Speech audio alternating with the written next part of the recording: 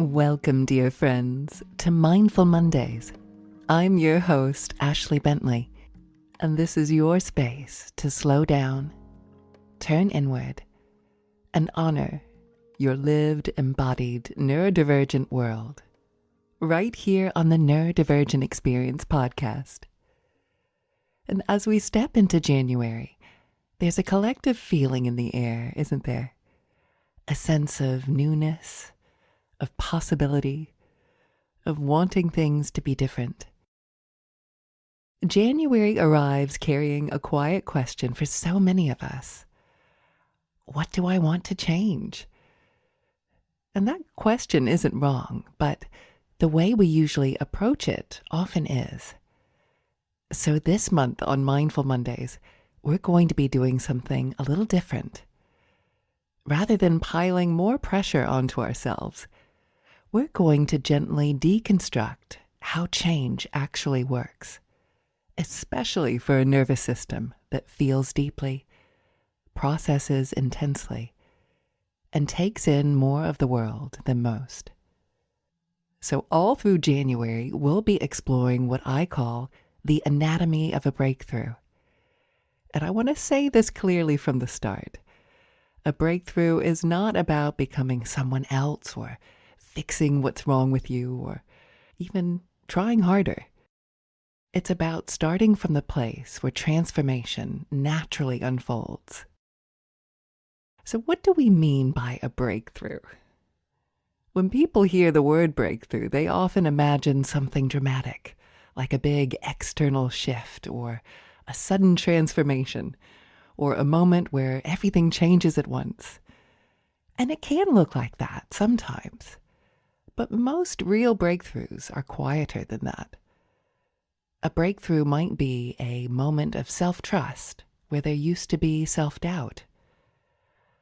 A softening of an old internal battle. A boundary that finally feels natural instead of forced. Or a mindset shift that changes how you meet your life. Sometimes the biggest breakthroughs happen entirely on the inside, and then everything else rearranges itself afterward. And this understanding has been shaped by many teachers over the years, including the work of Tony Robbins, who speaks about breakthroughs not as personality traits, but as processes. And that distinction really matters, because if breakthroughs are processes, then they're learnable, repeatable, and available to you exactly as you are today. And I do want to give clear credit here, because it was Tony Robbins himself who first introduced me to this framework about 6 years ago. And I've been applying it ever since, both in my own personal development and in the work with my clients. And when it's followed correctly, it works. Every time. And what's even more interesting is that when I look back at some of the breakthroughs I experienced before I ever learned this framework, I can see the framework clearly at play, even though I didn't have the language for it then. So this framework that I'm going to teach you all throughout this month is not just a helpful tool. It is the backbone of meaningful, lasting change. Okay, so let's first look at why so often our attempts at change don't stick. When most people approach change, they start by going straight to strategy. New habits, new plans, new routines, new rules for themselves. And when those strategies don't stick, the conclusion is often deeply personal. What's wrong with me? Why can't I just follow through? But here's the truth, especially for your beautiful neurodivergent brain and body. Change rarely fails because of a lack of discipline. It fails because we're working at the wrong level. And to understand why, we need to look at the 3 elements required for a breakthrough, something I like to call the anatomy of a breakthrough. Every breakthrough requires looking at 3 things: your story, your state, and your strategy. And where do most people start? That's right, straight to strategy, but strategy is actually the last place to look. And before we go any further, I want to pause on something quietly essential. Because when we know the why, the reason for wanting something different, our actions stop feeling like chores and start feeling meaningful. Now, some of you will already know exactly what kind of breakthrough you want, and that's wonderful. But there may also be some of you listening thinking, gosh, where do I even begin? And that's where meaning comes in. One of the most powerful ways to uncover your why is to gently imagine your ideal day. Not a perfect day, and not an unrealistic one, but a day that includes all your real responsibilities and also makes room for what nourishes you. How do you wake up? How does your body feel? What pace does the day move at? And where do you feel most like yourself? And from there, we begin to notice something important: our values. When the changes we're trying to make are aligned with what actually matters to us, connection, creativity, calm, integrity, freedom, health, they stop feeling like obligations and they start to feel purposeful. And this is the heart of microdosing meaning. When your goals are rooted in meaning, not shame or comparison or pressure, then each small step begins to feel worthwhile. And that sense of purpose becomes a kind of internal compass, a North Star. And it deeply supports this entire breakthrough process, because meaning reshapes identity and story, and meaning also regulates state. So when your nervous system knows why you're moving in a certain direction, it's far less likely to resist the change. And knowing yourself, your values, your why, those can carry you through your day with all that you do. And that, in essence, is microdosing meaning. And I want to say something really important here, especially if you're listening and thinking, I still don't know what I want to change. Or perhaps there's nothing obviously wrong. I just feel a bit lost. That's okay too. You don't have to have clarity yet. You don't need to have a fully formed goal. When we begin working with our state and our story, something interesting happens. Our values start to reveal themselves naturally.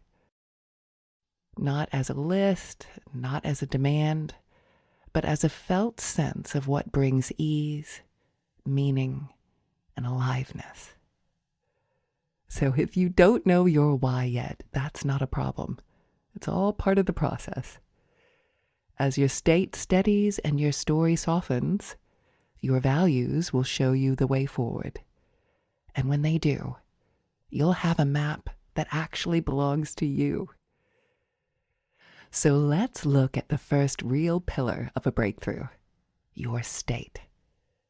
When we talk about state, we're talking about the condition of your nervous system, your body, and your emotional landscape in any given moment.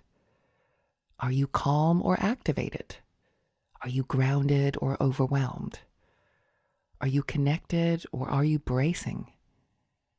If your system is in a state of high alert, your brain is not available for change. When we're activated, in fight, flight, freeze, or fawn, the brain shifts into protection mode, and the fear center dominates. Long-term planning goes offline.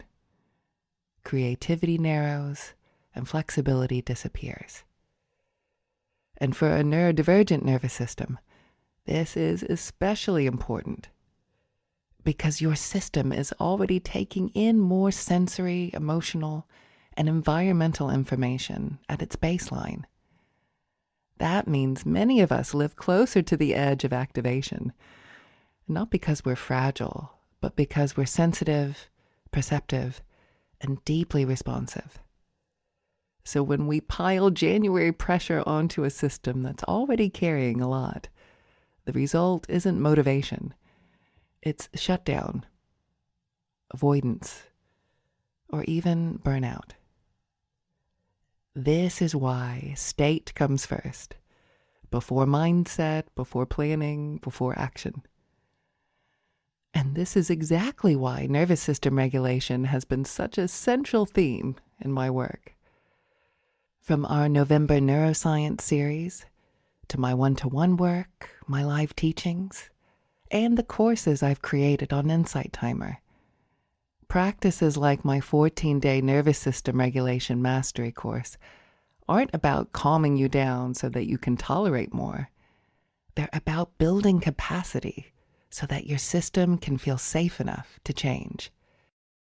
And my Morning Mind Magic course is designed to help shape your state at the very beginning of your day, before the world, the news, the inbox, and the noise begins shaping it for you.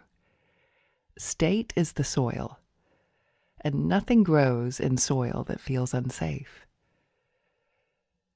And so once your state begins to stabilize, we can start to notice our story. And when I say story, I don't mean fiction.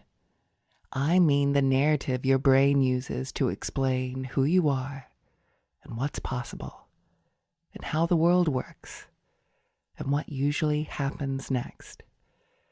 These stories are not random, they are predictive.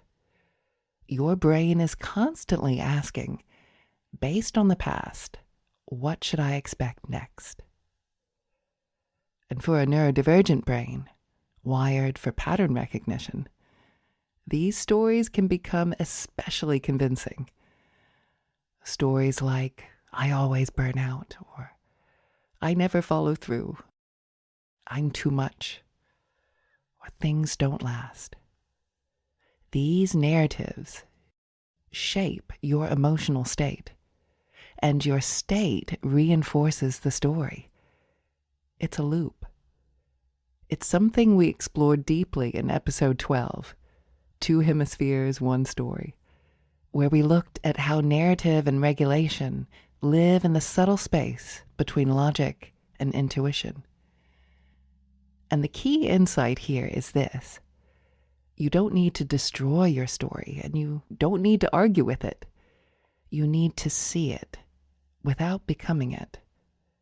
Because once your state is steadier, stories begin to loosen, and then you can start to edit them, and they become less absolute. And that is where freedom begins. So only now, after state and story, does strategy make sense.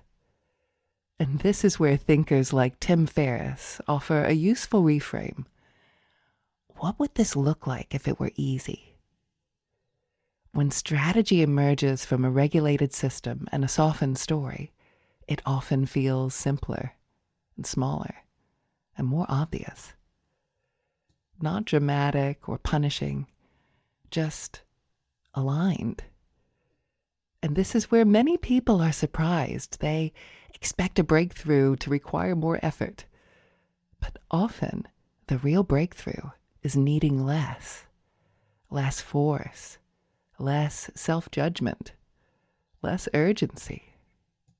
When the nervous system feels safe and the story shifts, strategy reveals itself naturally. And before we move into today's guided practice, if you are currently driving or operating machinery or need to stay alert, please ensure to pause this episode now and come back to it when you can safely rest and be still. And so, I'd like to invite you to find a quiet, comfortable place, somewhere you feel supported. You might choose to sit or lie down. And just let your body settle in whatever way feels most natural to you right now. And just take a moment to adjust. Perhaps adding a cushion or a blanket, or maybe just a shift in your posture.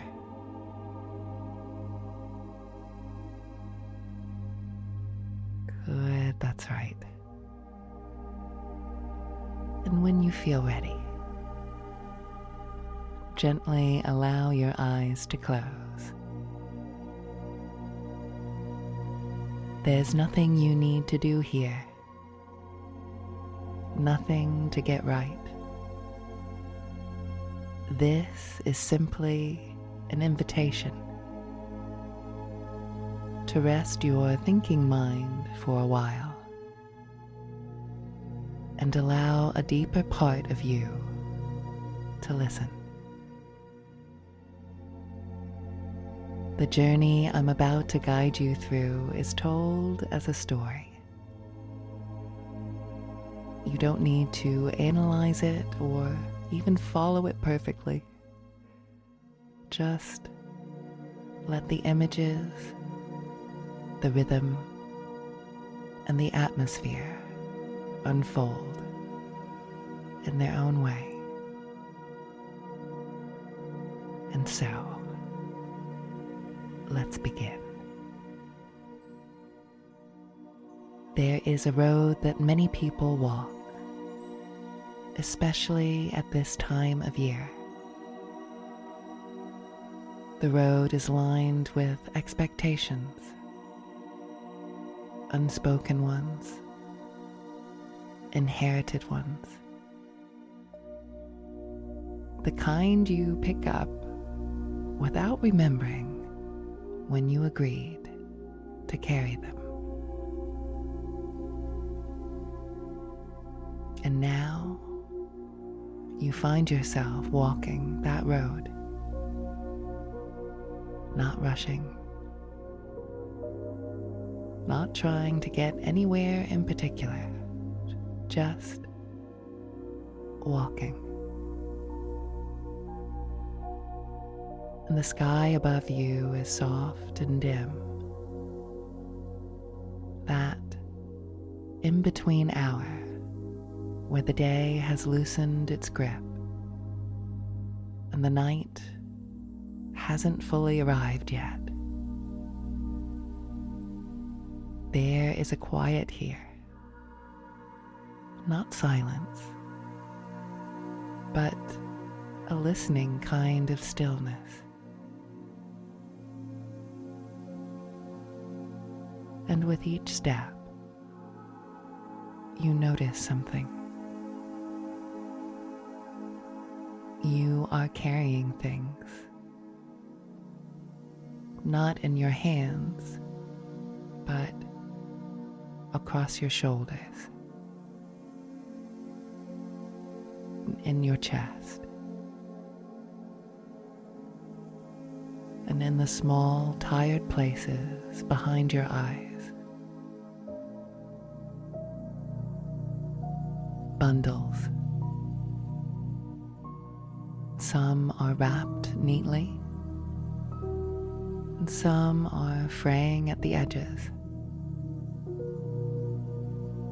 Some you've been carrying for so long that they feel like a part of you. And you don't stop to inspect them. You don't need to. You simply walk. And after a while, without warning, without effort, the road begins to slope gently downward. And the air grows warmer, kinder, and ahead you see a glow. the end of the road, there is a small gathering place. Not a grand hall, just a wide open space with a low stone hearth at its center. And a fire burns there, steady, calm, welcoming. Not roaring or demanding attention, just present. And around the fire, a few figures sit quietly. They don't speak. They don't stare. They simply make room for you.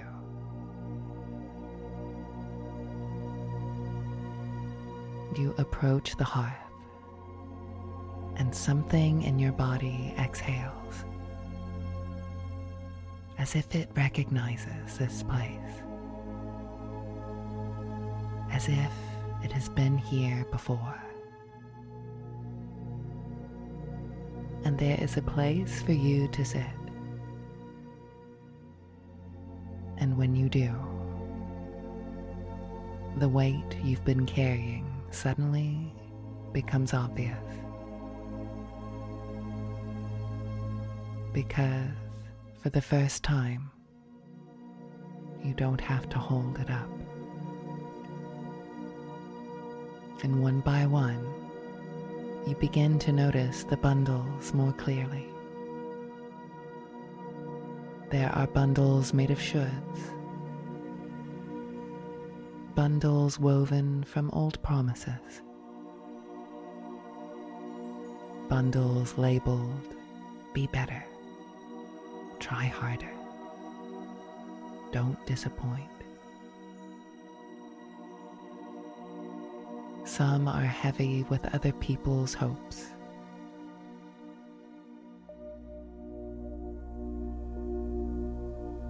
Some are full of unfinished conversations.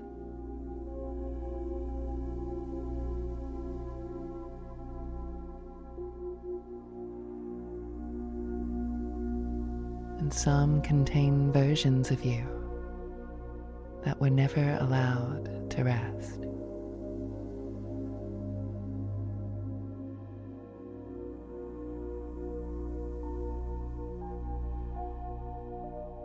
And something remarkable happens.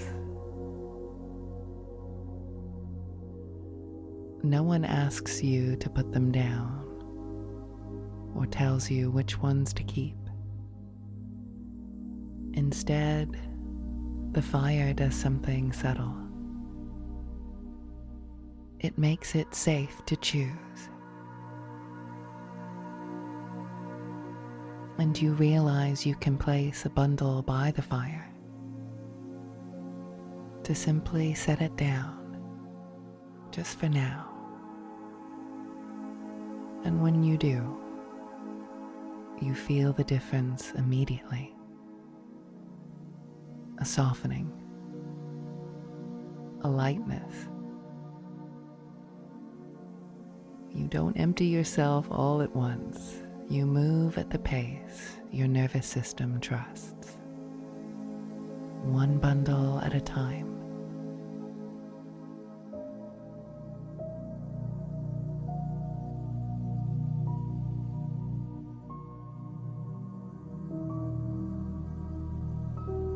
Some are easier to release than you expected,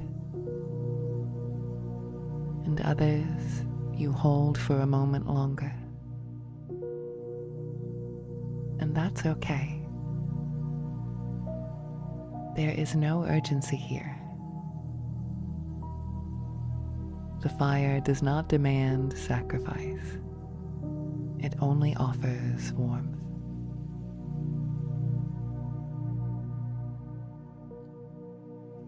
And as the space around you clears, you notice something else. A few things remain with you. Not because you should keep them, but because they feel true. They feel alive. They are not heavy. They don't dig into your shoulders. They rest easily in your hands. One might feel like connection, and another like creativity or freedom, peace, honesty, or care. You don't need to name them perfectly. You simply recognize them by how your body responds. There is ease here, resonance, a quiet yes.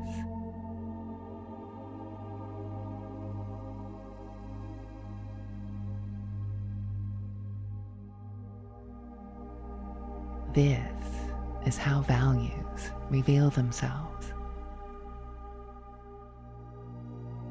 Through what remains when the unnecessary weight is allowed to fall away.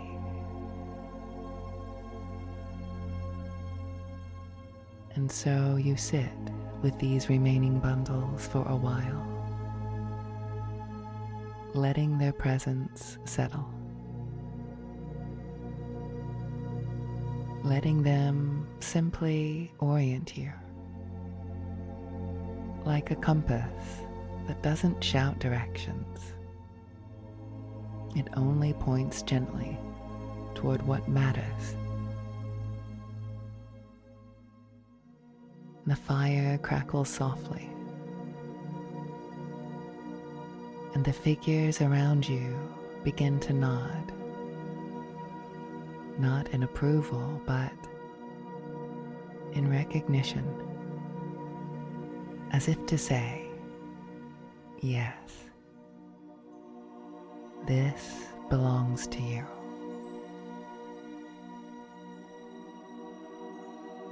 And now, something else becomes clear. You don't have to carry everything forward right now. And you don't have to know the whole road ahead.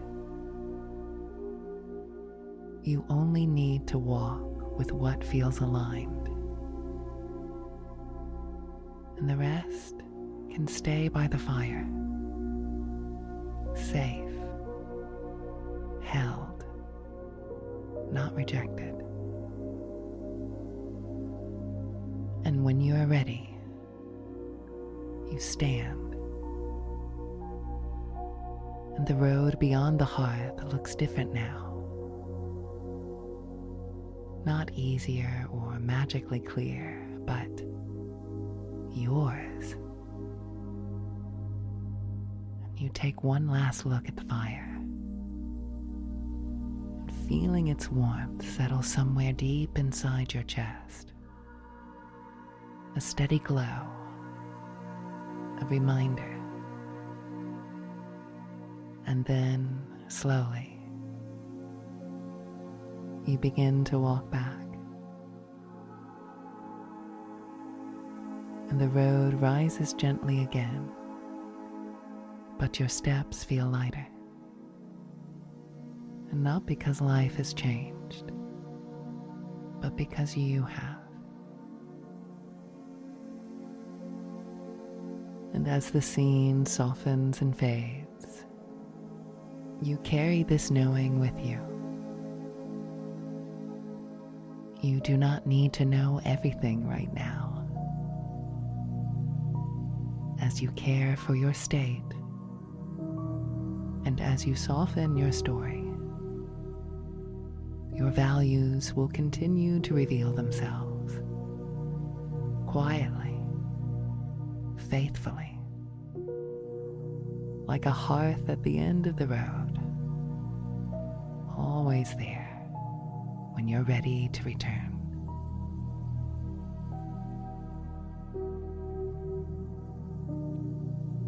Before we close today's practice, I want to offer a brief moment of orientation, a reset. Just take a moment to notice the weight of your body and the support beneath you. And ask yourself quietly, what would it feel like to let this month unfold from steadiness rather than urgency? And you don't need an answer, just notice what arises.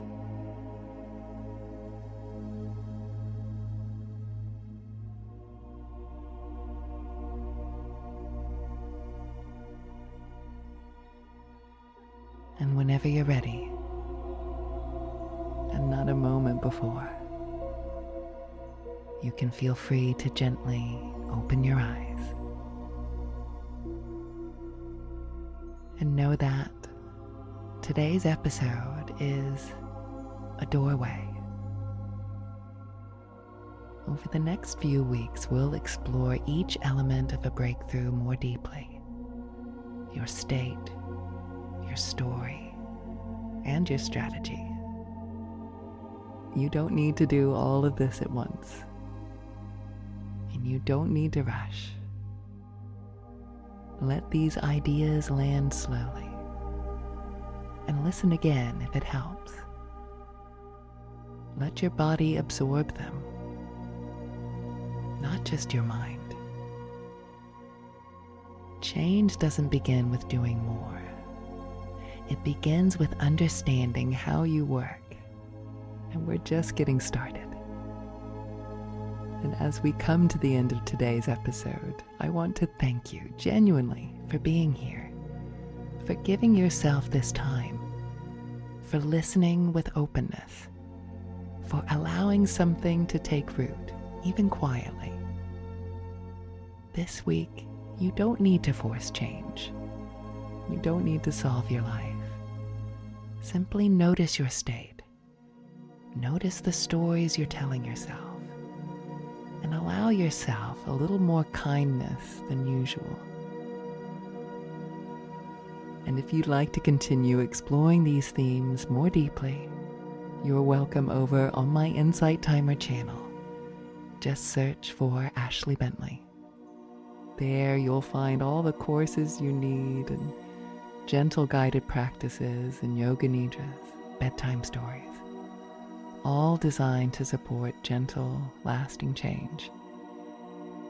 And next week on Mindful Mondays, we'll continue unpacking the anatomy of a breakthrough, turning our attention more fully to state and how the condition of your nervous system shapes what feels possible, what feels safe, and what change can actually take root. Until then, be gentle with yourself. You're not behind and you're not broken. You are right on time. And remember, we are all just walking each other home.